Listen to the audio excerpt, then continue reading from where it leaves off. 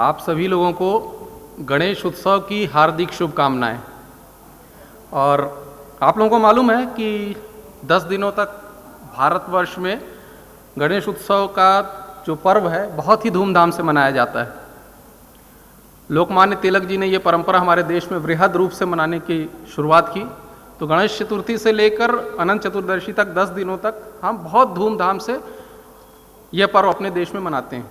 उसके पीछे जो कारण था, लोकमान्य तिलक जी की जो सोच थी, वो ये सोच थी कि भगवान गणेश की अगर हम जीवन की कथाओं से देखें या स्वयं भगवान गणेश को हम देखें तो उनसे हमको बहुत सारी प्रेरणाएं, जीवन को चलाने के लिए जो मार्गदर्शन है, उचित मार्ग पर चलने की जो प्रेरणाएं हैं वो हमको मिलती हैं। इसलिए भारतवर्ष में यह गणेश उत्सव जो है 10 दिनों तक बहुत ही धूमधाम से मनाया जाता है। और मेरे लिए भी एक सम्मान का विषय है कि ये जो एक नर्सेज ओरिएंटेशन वर्कशॉप हो रही है, उस कार्यक्रम का श्री गणेश मेरे व्याख्यान से हो रहा है। भगवान गणेश के जन्म के विषय में बहुत सारी जो कथाएं हैं उनको अगर हम देखें तो जिनसे हमको बहुत सारी प्रेरणाएं मिलती हैं, उनमें से एक कथा जो आपने सुनी होगी, शायद मालूम हो, भगवान गणेश को हाथी का सिर क्यों लगाया गया? कोई बता सकता है? ऑडियंस में से कोई बता सकता है? किसी को मालूम है कि भगवान गणेश को हाथी का सिर क्यों लगाया गया? चलिए मैं बताता हूं। हाँ, वो बहुत सारे प्रतीक हैं जो भगवान गणेश की जो छवि है उसमें बहुत सारे प्रतीक मिलते हैं जो हमको मार्गदर्शन देते हैं। लेकिन प्रश्न ये उठता है कि जब उनका वो कथा आपको मालूम होगी कि माँ पार्वती ने उनको एक रक्षक के रूप में द्वार पे बैठाया था, फिर भगवान शिव आए, जब वो क्रोधित हुए उन्होंने गणेश जी का सिर काट दिया।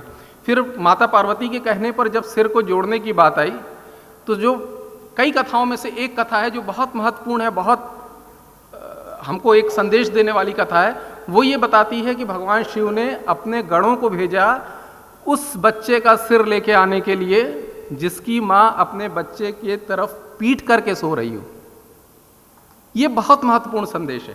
पीट करके सो रही हो का मतलब ये है, जो हम अक्सर प्रतीकात्मक रूप में प्रयोग करते हैं या मुहावरों में बोलते हैं, पीठ कर लेना या मुंह फेर लेना, इसका मतलब है कि हमने उस व्यक्ति को नेग्लेक्ट करना शुरू कर दिया या हम उस व्यक्ति की तरफ ध्यान नहीं दे रहे हैं।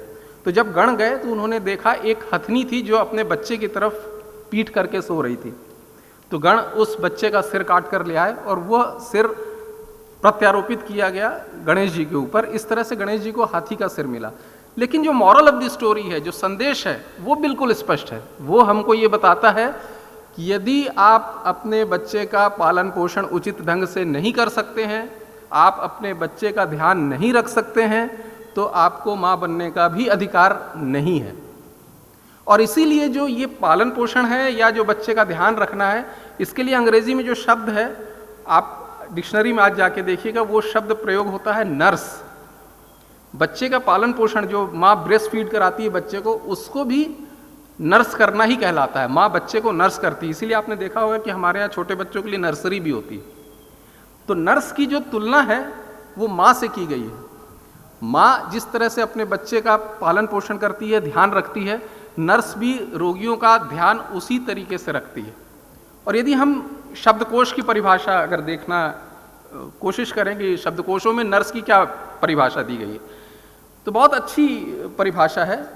जो डिक्शनरी है वो डिफाइन करती है कि नर्स क्या है। नर्स का अर्थ होता है to take care of the people who can not take care of themselves. मतलब उन व्यक्तियों का ध्यान रखना, उन व्यक्तियों का ख्याल रखना जो अपना ख्याल स्वयं नहीं रख सकते हैं।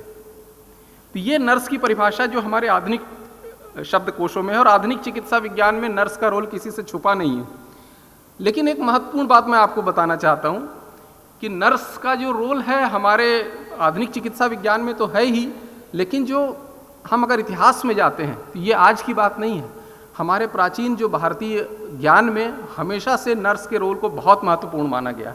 आधुनिक चिकित्सा विज्ञान अभी की बात है, लेकिन अगर आप देखें तो हमारे यहाँ सुश्रुत और चरक जैसे जो महान चिकित्सक हुए, महान विद्वान हुए, फिजिशियन और सर्जन, उन्होंने भी नर्स के बारे में वर्णन किया है। यदि हम सुश्रुत संहिता को देखें तो सुश्रुत जी ने तो लगभग 600 ईसा पूर्व ही नर्स की क्वालिटीज़ पूरी डिस्क्राइब की हैं। अगर आप चाहें तो उसको नेट में भी सर्च कर सकते हैं। उसमें एक नर्स के क्या गुण होने चाहिए, क्या क्वालिटीज़ होने चाहिए, वो उन्होंने 600 ईसा पूर्व ही उन्होंने बता दी थी। तो ये बहुत महत्वपूर्ण कार्य है, बहुत महान कार्य है और बहुत सेवा का कार्य है। और केवल सेवा का कार्य नहीं है, यहाँ पे एक चीज़ हमको और समझना जरूरी है कि बाकी सभी भाषाओं में तो केवल एक शब्द होता है सेवा। हमारे यहाँ देखा होगा आपने 2 शब्द साथ में प्रयोग करते हैं, सेवा, शुश्रूषा। तो असल में हिंदी में जो शुश्रूषा शब्द है वो नर्सिंग को रिफ्लेक्ट करता है। सेवा कोई भी कर सकता है, शुश्रूषा सब कोई नहीं कर सकते। तो जो एक नर्स है वो ऐसे रोगियों की सेवा करती है जो अपना ध्यान नहीं रख सकते हैं और जिनकी स्थिति हम कह सकते हैं कि एक छोटे बच्चे की तरह रहती है जिसकी ध्यान उसकी माँ रखती है। तो यहाँ से हम देखना शुरू करते हैं कि हमारे जो इतिहास की हम बात करें तो इतिहास से लेके आज तक नर्स के कार्य को हमेशा महानतम कार्यों में एक गिना गया।